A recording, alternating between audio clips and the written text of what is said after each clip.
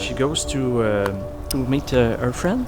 Yes, she was on her way to meet at 7 o'clock that 29th of March. Okay. And she said she was going to go and meet her friends. And she said she's going down to Marina's to meet her girlfriends. I asked her if her boyfriend was going to be there. And she said, I don't know, he might be, you know.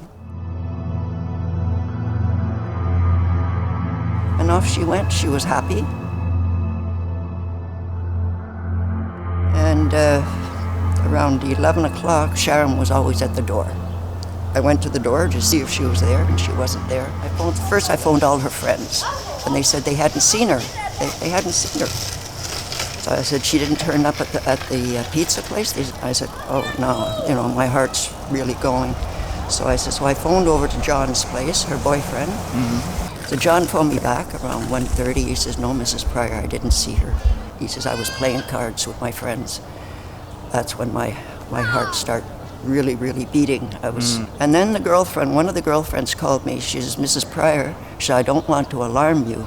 She says, there was an attack on a woman at 7 o'clock last night. She says, I said, where? She says, right near Ash Avenue. She says, in the laneway, right near the Ash Avenue. I phoned the police immediately.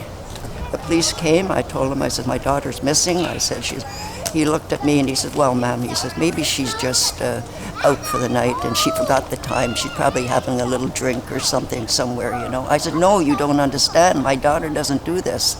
By Monday, there was still no search for them, no search for Sharron. So my reverend from the church, he went down to the police station. He says, look, I vouch for this girl. He says, there's something wrong. He said, get the police over there, over to Point St. Charles. He says, you know. But it takes a reverend to do that, you know. Mm-hmm. So anyway, the reverend, right away they came down and they were searching, and it was so sad, you know, looking in the garbage for my daughter. You know, it was so upsetting. Sharron disappeared around here. In 1975. This was a pizzeria. A pizzeria, yeah. Okay. I don't think it really happened here. She was heading here. I think it happened somewhere between Congregation and Ash Avenue, Fayard. So she would have to come down Fayard and then come down Ash. Longueuil police told them the firemen had found her body here on this spot.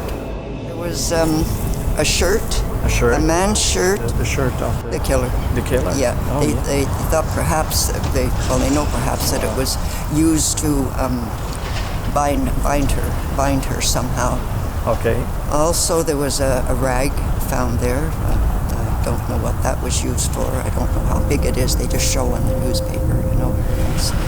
And also there was a magazine.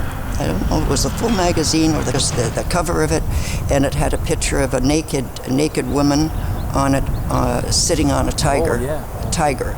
Okay. With, I think she had a gun in her hand. I think she had a gun in her hand. Can't remember.